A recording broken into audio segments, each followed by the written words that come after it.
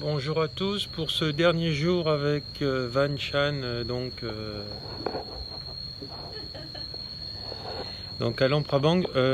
À force de s'occuper des autres, on s'occupe plus de soi, donc va être le type de la vidéo. Alors pourquoi? Parce que bon, bien sûr, je m'inspire de beaucoup de choses dans la vie, des autres, de moi-même, etc. Souvent, on le voit notamment dans mes thérapies et dans d'autres choses de la vie ou sur des posts Facebook, les gens auront tendance à s'occuper des autres à leur détriment, justement parce qu'ils vont fuir leurs émotions et pendant qu'ils ils aident les autres, ils ne s'occupent pas de leurs propres problèmes à régler, etc. Donc c'est une fuite inconsciente en avant. C'est ce que je disais par exemple avec une femme de Paris que je soignais par webcam et puis sur photo. Elle me disait mais pendant que je fais ça, pendant que je donne mon aide gratuitement ou en me faisant payer, je pense pas à mes problèmes, à mes soucis, etc., à mon handicap, etc.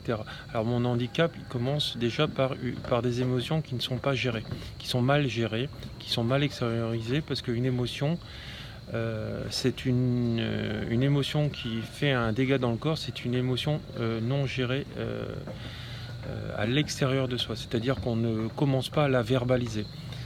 Il faut que vous appreniez à tout verbaliser dans l'équilibre pour justement que vous ouvriez ce petit capuchon de la cocotte minute pour éviter d'exploser à l'intérieur.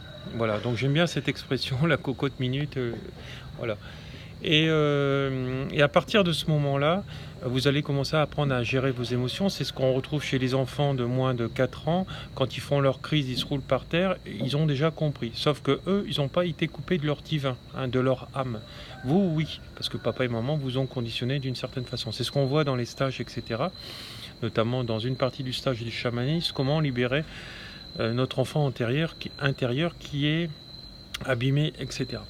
Alors voilà, donc il faut que vous preniez conscience que à force d'aider, vous vous épuisez et vous aidez pas vous-même. En fait, vous travaillez dans le miroir de l'autre et donc vos problèmes, vous allez les chercher chez l'autre. C'est un peu comme le téléphone arabe du jugement de l'autre.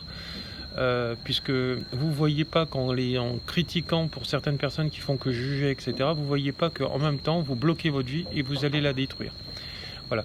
Donc c'est important que vous en preniez confiance, que vous en preniez conscience une fois pour toutes et que vous changiez et que vous soyez le changement parce que vous-même vous avez tous les outils de la guérison.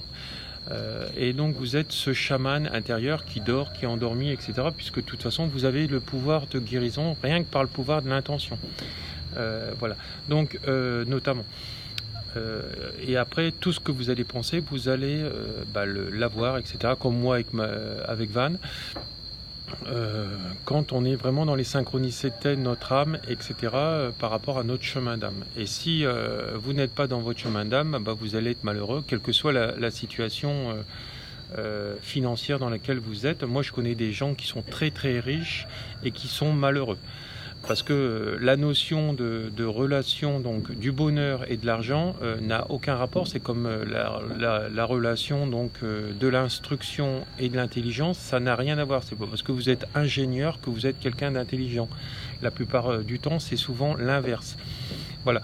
Donc, parce qu'ils sont trop dans le matérialisme, trop dans la pensée, trop dans l'intellectualisation, et donc ils ne voient pas ce qui est à côté. Voilà, c'est pour ça que ça en fait des gens qui sont déstabilisés et voilà. Et quand vous grattez autour de lui, souvent le problème de l'affectif de leur vie ne va pas. Voilà, pourquoi? Parce que ils sont trop dans l'intellectualisation, etc. Et c'est l'autre le problème et c'est pas eux. Donc aucune remise en question au quotidien pour eux. Voilà, donc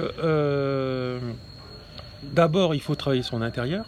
Et après travailler, donc l'intérieur, une fois qu'on a travaillé, l'extérieur va changer, les relations aussi vont changer, voilà, notre amour, et donc notre vie va être heureuse, etc. Voilà, donc petite vidéo avant de partir et rejoindre Vietnam. Voilà, un petit tour d'horizon.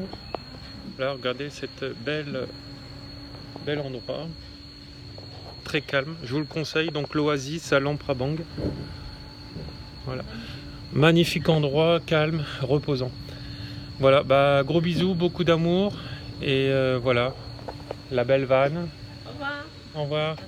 Vous retrouverez tous les renseignements sous cette vidéo si vous avez besoin de mon aide, ainsi que les stages qui vous permettront de vous catapulter et aller vers l'avant. Gros bisous, bonne journée.